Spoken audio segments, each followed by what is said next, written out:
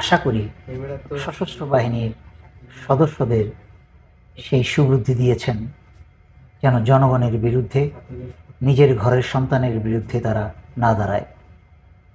ধন্যবাদ সেনাবাহিনীর সেই সকল সদস্য, সকল পদবীর সৈনিক, অফিসার এবং উচ্চপদস্থ কর্মকর্তা সেনাবাহিনীতে যেইভাবে বিষয়গুলো কাজ করে, কোনো একটা পরিস্থিতিতে নিচের লেভেল থেকে এই ধরনের ক্রান্তিলগ্ন সময়ে, ক্রান্তিকালে নিচের পদবীর সৈনিকরা তাদের উপরের লেভেলের কমান্ডারদেরকে জানায় যে আমাদের জনগণের বিরুদ্ধে আমরা দাঁড়াতে রাজি না, এটা কোনোভাবেই বিচক্ষণ কাজ হবে না। আপনারা উপরের লেভেলের অফিসারদেরকে বোঝান। সেইভাবে একসময় ডিভিশন কমান্ডাররা সেনাপ্রধানকে বোঝায় যে আমরা আমাদের নিজস্ব জনগণ, নিজস্ব সন্তানের বিরুদ্ধে অস্ত্র হাতে দাঁড়াতে চাই না। সেনাপ্রধান রাজনৈতিক শয়তানদের কাছ থেকে আদেশ নিয়ে বিচলিত থাকলেও, যে সেই কথা পালনে উদ্গ্রীব থাকলেও, সেনাবাহিনী বিভিন্ন কমান্ড ছাড়া সেনাপ্রধানের কোনো মূল্য নেই, এককভাবে তার কোনো মূল্য নেই। সেনাপ্রধান হচ্ছে একটা প্রতিষ্ঠান, যেই প্রতিষ্ঠানকে নির্ভর করতে হয় সেনাবাহিনী তথা সশস্ত্র বাহিনীর সকল সদস্য এবং অবকাঠামোর উপর। এককভাবে হিটলারের মতো বা স্বৈরাচারী শেখ হাসিনার মতো কোনো সিদ্ধান্ত নেওয়া যায় না এত সহজেই, কারণ তা হিতে বিপরীত হতে পারে। যেই সব গুঞ্জন শুনছিলাম, প্রথমে কানে আসছিল জরুরি অবস্থা। জরুরি অবস্থা হলে ভালো হতো, তাহলে স্বৈরাচারী শেখ হাসিনার উৎখাত হতো তখনই। কিন্তু সবচেয়ে খারাপ হতো যদি কারফিউ জারি করা হতো। কারফিউ জারি করা মানেই হচ্ছে জনগণের বিরুদ্ধে অস্ত্র নিয়ে দাঁড়ানো, যা চাইছিল স্বৈরাচারী শেখ হাসিনা। কিন্তু বিচক্ষণতার সাথে আমি যতদূর শুনেছি, সশস্ত্র বাহিনী নেমেছে in aid of civil power. In aid of civil পাওয়ারটা অল্প করে ব্যাখ্যা করি আপনাদেরকে, যারা বোঝেন না তাদের জন্য। বাংলাদেশে যখন বন্যা বা সাইক্লোন হয়, বাংলাদেশের অনেক এলাকা ডুবে যায়, তখন চোর সরকার যখন সামান্য কিছু ত্রাণ সামগ্রী লোকাল এমপি অথবা চেয়ারম্যানের কাছে দেয়, জনগণের কাছে না পৌঁছে চেয়ারম্যান এবং এমপিরাই খেয়ে বসে থাকে। কিন্তু ইন এইড অফ সিভিল পাওয়ারে যখন সশস্ত্র বাহিনীর নামে, তখন 100% সাহায্য যা সরকার থেকে দেওয়া হয়, মানে জনগণের পয়সাই তো সরকার তো শেখ মুজিবের বাপের টাকা না বা শেখ হাসিনার বাপের টাকা না, জনগণের টাকাই। সেই টাকাটা দেওয়া হয়।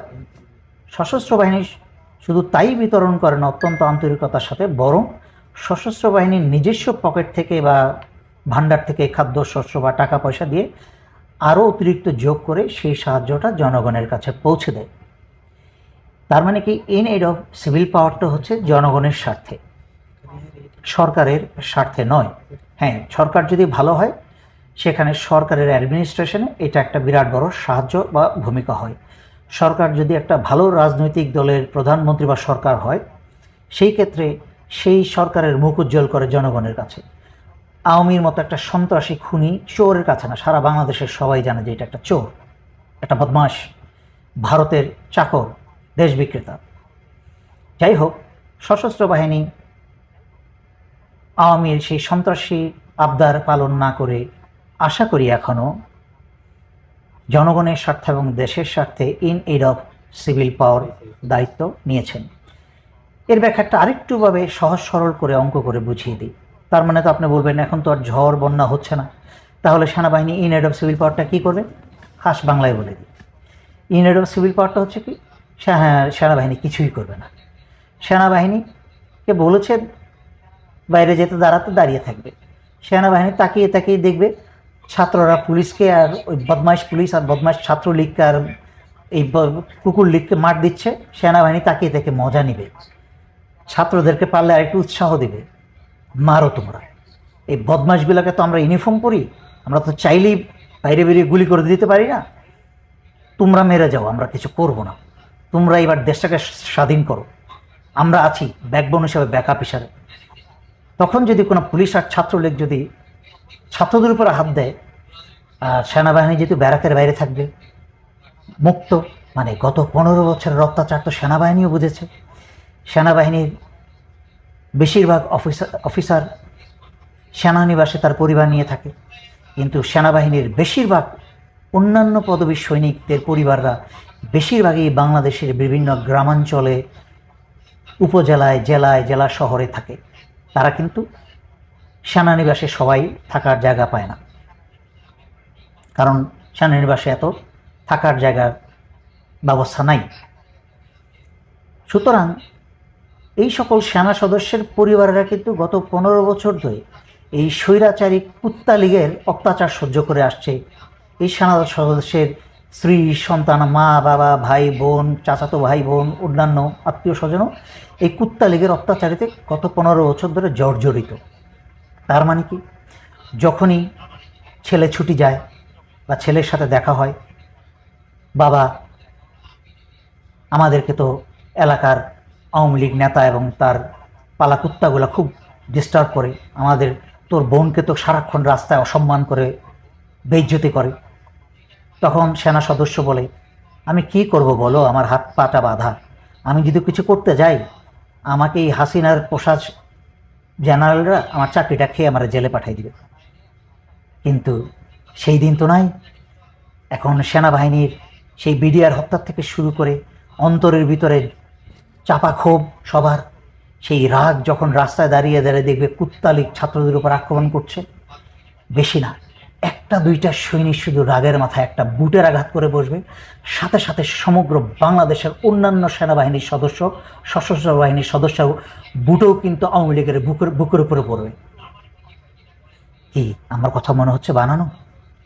ভুলে গেলে না তো তাড়াতাড়ি, যাদের বয়স 40-এর উপরে? 1990 সালে এরশাদ যখন 9 বছর ক্ষমতায় ছিল, এই সশস্ত্র বাহিনীর সমর্থন পেয়ে, সেই 1990 সালের যখন জনতার আন্দোলন শুরু হলো, তাও কি শুধুমাত্র ঢাকা শহর কেন্দ্রিক আন্দোলন, সারা বাংলাদেশ জুড়ে না, সেই ঢাকা শহর ভিত্তিক আন্দোলনেই কিন্তু মুহূর্তের মাঝখানে এই 9 বছর এরশাদকে এই সশস্ত্র বাহিনী সমর্থন দিয়েছে ক্ষমতায় টিকে থাকতে, সেই সশস্ত্র বাহিনী তথা তদানীন্তন সেনাপ্রধান জেনারেল নুরুদ্দিন কিন্তু এরশাদের উপর থেকে সাহায্যের হাত সরিয়ে নিয়েছে। মুহূর্তের মাঝখানে এরশাদের পতন হয়েছে। আমরা অতীতে বহুবার দেখেছি বন্দুকের নালা কিন্তু ঘুরে যায় মুহূর্তের মাঝখানে। মুজিব হত্যার আগে 10 মিনিট আগে কেউ বুঝেছিল? মুজিব কি বুঝেছে সে একা মারা যাবে? সারা পরিবার তো বাদেই দিলাম। 10 মিনিট আগেও মুজিব বুঝতে পারে নাই। সে মনে করেছিল বাংলাদেশের রাজা সে, আর বাংলাদেশের এই প্রজার মালিক সে একা, এবং তার দস্যু ছেলেগুলা এবং তার মেয়েগুলা। কিন্তু 10 মিনিটের মাঝখানে সারা বাংলাদেশের ইতিহাস পাল্টে দিয়েছে। তখন বাংলাদেশের জনগণ, বিশেষ করে বাংলাদেশের দেশপ্রেমিক সশস্ত্র বাহিনীর একটা বীরত্বমূলক একটা অংশ, মেজর ডালিমের মতো বীররা তখন পদক্ষেপ নিয়েছিলেন দেশের এবং জনগণের পক্ষ থেকে। 10 মিনিটের মাঝখানে আল্লাহ সেটা কবুল করে নিয়েছেন। আপনাদেরকে সেই জন্যই বলছি, বন্দুকের নালা কখন ঘুরে যায়। এই বর্তমান প্রজন্মের ছাত্রছাত্রীরা যে আন্দোলন করেছে বা করছে, বাংলাদেশের ইতিহাসে এত বড় ছাত্র আন্দোলনকে 10 ভাগের 1 ভাগও কোনোদিন হয়নি। ধন্যবাদ এবং আন্তরিক শুভেচ্ছা জানাই তোমাদেরকে, তোমার বীরত্বকে। বাংলাদেশিরা ধরে নিয়েছিল যে, এবং আমি নিজেও একসময় আশাহত হয়ে গেছিলাম, হলো কি প্রজন্মের হিন্দি গানে আর হিন্দি সিনেমায় ব্যস্ত, এরা কখন জাগবে, কখন দেশকে বুঝে নেবে, কখন অধিকার আদায় করবে, কখন নিজের অধিকার বুঝে নেবে। আলহামদুলিল্লাহ চেষ্টা করেছেন, আল্লাহ দোয়া কবুল করছেন। যারা চেষ্টা না করে ঘরে বসে থাকে, আল্লাহ হয়তো দোয়া তাদের কখনোই কবুল করেন না। কিন্তু আপনাদেরকে বুঝতে হবে, আমাদের এই প্রজন্মের ছাত্রছাত্রী বিভিন্ন সরকারি ও বেসরকারি বিশ্ববিদ্যালয়ের যেসব ছেলেমেয়েরা জীবন বাজি রেখে রাস্তায় নেমে এসেছে, তারা অত্যন্ত মেধাবী এবং তারা অত্যন্ত চিন্তাবিদ, তাদের চিন্তা শক্তি আল্লাহ দিয়েছেন। সেই জন্য তারা আজকে বুঝতে পারছে যে তাদের পিতা মাতা, ভাই বোন এবং জন্মভূমিকে রক্ষা করতে হলে শুধু পুঁথিগত বিদ্যা অর্জন করলেই, শুধু ইনস্টিটিউশনাল এডুকেশন অর্জন করলেই এই দেশকে রক্ষা করা যাবে না, বরঞ্চ সেই শিক্ষাকে, সেই মেধাকে, সেই জ্ঞানকে রাস্তায় এবং প্র্যাকটিক্যালি কাজে লাগাতে হবে। আল্লাহ তাদেরকে সেই বোঝ দিয়েছেন এবং সেই পথে তারা নেমেছে বলে আজকে আমরা ক্রমাগত বিজয় দেখতে পাচ্ছি। প্রিয় ছাত্রছাত্রী ভাই বোনেরা, তোমাদের উদ্দেশ্যে একটা কথা বলি, আশা করি ইনশাআল্লাহ এক সময় দেরিতে হলেও আমার কথাগুলো তোমাদের কাছে পৌঁছাবে এবং আমার বাণীগুলো তোমাদের কাছে বিশাল শক্তির বাণী হয়ে পৌঁছাবে ইনশাআল্লাহ। তা হলো ভুরিওয়ালা এবং অসৎ দুশ্চরিত্র হাসিনার পুলিশ, দুশ্চরিত্রবান পুলিশ এবং ছাত্রলীগ, যুবলীগ আর তোমাদের মাঝখানে আসমান আর জমিন পার্থক্য। ওরা হারাম খেতে খেতে, অসৎ খেতে খেতে ওদের গায়ে ভুঁড়ি জমে গেছে, চর্বি জমে গেছে। তোমাদেরকে এক দৌড়ানিতে দিয়ে গিয়ে তাদেরকে আধা ঘন্টা বিশ্রাম নিতে হয়। তারপরে ঘুষের খেয়ে খেয়ে তো গায়ে রক্তের মাঝখানে বিষ জমে গেছে। তারা তো তোমাদের সাথে দৌড়ে পারে না।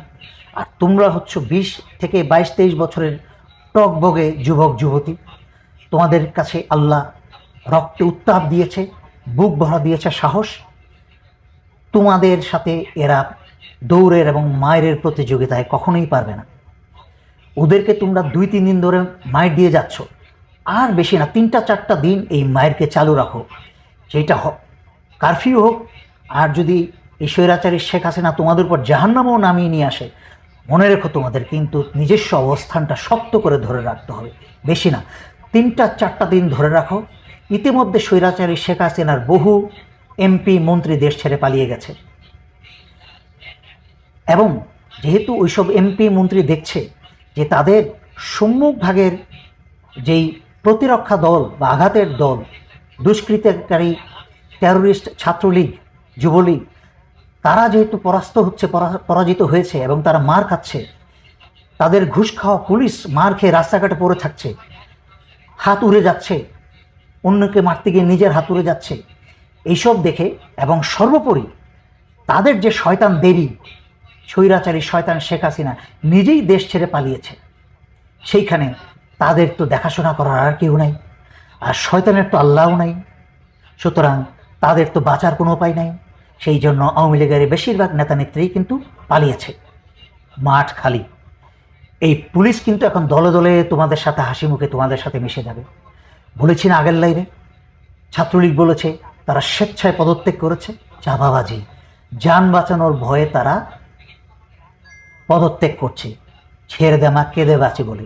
তোমরা খালি আর 4-5টা দিন ধরে রাখো, ইনশাল্লাহ এই সশস্ত্র বাহিনীকে তোমাদের পাশেই পাবে।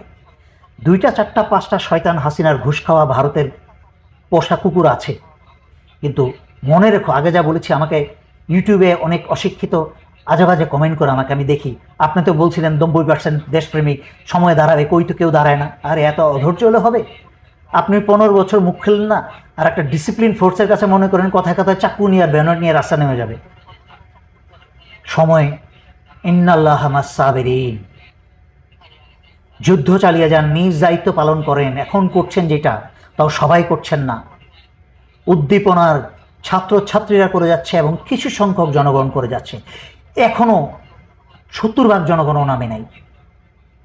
এখনও যদি 50 ভাগ ছাত্রছাত্রীর পাশে 50 ভাগ জনগণও নামতো, প্রথম দিনই আওয়ামী লীগ ধূলিসাৎ হয়ে যায়। সশস্ত্র বাহিনী সালাম দিয়ে, সেলুট দিয়ে ছাত্রদেরকে বলতো, তোমরা সেনানিবাসে চা খেয়ে যাও, তোমরাই তো আগামীর ভবিষ্যৎ, তোমরাই আগামীর নেতা, তোমরাই আগামী মিলিটারি অফিসার, তোমরাই আগামী বিমান বাহিনী এবং নৌবাহিনী অফিসার। এবং ইনশাল্লাহ তোমাদের মাঝখান থেকেই এই গত 15 বছরে স্বৈরাচারী শেখ হাসিনা, আওয়ামী লীগ এবং ভারতীয় চোর বদমাশ ঢুকিয়েছে সশস্ত্র বাহিনীতে, পুলিশে, বিজিবিতে, আনসারে। ইনশাল্লাহ ছেকে ছেকে বের করে এদেরকে জেলে ঢুকানো হবে। যাদের গায়ে রক্তের মাঝখানে আওয়ামী গন্ধ থাকবে, তাদের ডিএনএতে 30 মানে কোনো আওয়ামী খুঁজে পাওয়া যাবে। ভারতীয় তো দূরের কথা, আওয়ামী খুঁজে পাওয়া যাবে, তাদেরকে জেলে ঢুকানো হবে। এবং তোমাদের মতো এই আন্দোলনী বীর সেনানী ছাত্রছাত্রীদের থেকেই ইনশাল্লাহ বাংলাদেশ সশস্ত্র বাহিনীতে একসময় জেনারেল হবে, ব্রিগেডিয়ার জেনারেল হবে, সেনাপ্রধান হবে। এবং বাংলাদেশের বর্তমান যেসব চোর বদমাশ হাসিনার সচিবালয়ের সচিব আছে, এদের জায়গায় তোমরা হবে সচিব। তোমরা হবে ইনশাল্লাহ গণতান্ত্রিক প্রক্রিয়ায় নির্বাচিত সরকারের মন্ত্রী, মিনিস্টার এবং রাজনৈতিক নেতা নেত্রী। সুযোগ এই মেজর ডলারের কোনো স্বার্থ নেই, না করি কোনো রাজনীতি, কারোর 2 পয়সা ধারদারি না, এক আল্লাহ ছাড়া কারোর 2 পয়সা ধারদারি না, শুধু এই দেশটাকে ভালোবাসি বলে। আর তোমাদের মতো এইরকম পিওর সোল, এইরকম পরিষ্কার আত্মার ছেলে মেয়েদেরকে ভালোবাসি বলে, বাংলাদেশিদেরকে ভালোবাসি বলে গত এতটা বছর ধরে চেষ্টা করে যাচ্ছি। এই বাংলাদেশের যাদের জন্য বলি তাদের গালি খেয়েও করে যাচ্ছি।